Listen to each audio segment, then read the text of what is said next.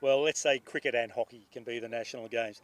Uh, well, first of all, I can say from an Australian government perspective, from an Australian popular perspective, from the perspective of Cricket Australia and the players, I know how thrilled everyone is that there's a tour on in Pakistan now. I was fortunate enough to be at the Pindi Stadium on three days of the first test, and the atmosphere was fantastic. The welcome from the Pakistani fans was tremendous, and there's a lot of enthusiasm. It's unfortunate the game ended in a fairly tame draw, but the match was played in such great spirit, and I think we're all looking forward to a very competitive encounter in the second test in Karachi.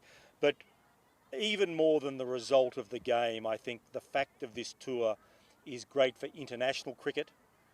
It's great for Australian cricket because we haven't toured here as much as we would have liked, and it's obviously very good for Pakistani cricket. So I think no matter what the outcome of the series, I think we're all cricket people are winners out of this.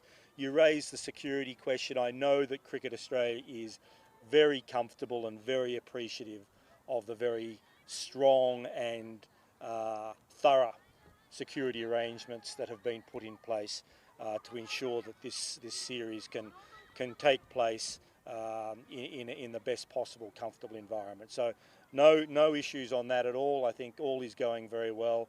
Looking forward to the rest of the series. Excellency, is it possible in future your Australian cricket board train our ladies to have groom the game? For a ladies' tour here, a women's tour, I'm sure it. I'm not aware of any imminent tour. I think I'll ask my PCB friend here to answer that. But there will be more and more encounters between Australian women and Pakistani women. Just yesterday, in New Zealand, in a one-day Women's World Cup game, Australia played Pakistan. Now there will be more of these contests going forward, and I really hope that yes, the Australian women, why not? They should be able to play here too. Excellency, this year, Australia is also hosting Cricket World Cup. Yep. So, what's the arrangement for Pakistani cricket spectators to go there to get visas? Any plan you have been made?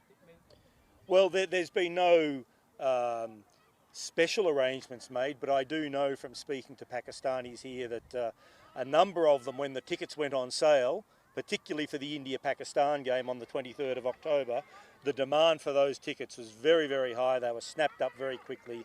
And I know a number of Pakistanis who are already planning to go to Australia. So I've got no doubt there'll be plenty of Pakistanis cheering on the men in green when it comes to the World Cup. This is Shabir Hussain from ABB. How would you see the role of women cricket in Pakistan to build up the prosper and a sustainable society? How would you measure and calculate this event, keeping in view your future perspectives? Well, I think, you know, in both of our countries, in all countries, much more can be done to promote women's empowerment and gender equality. And Pakistan is no different. There are some real challenges here. I think we all know that. I'm not going to pretend that a girls' cricket clinic and cup is going to solve all of those issues, but insofar as it gives the girls confidence and makes them feel that they're doing something worthwhile and working together with their teammates, that's a small step.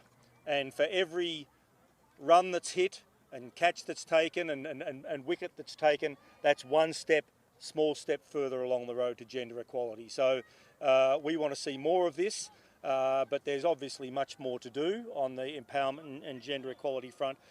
In Pakistan, the Australian government, through various programs, we're doing what we can to work with government of Pakistan and others to push that agenda along.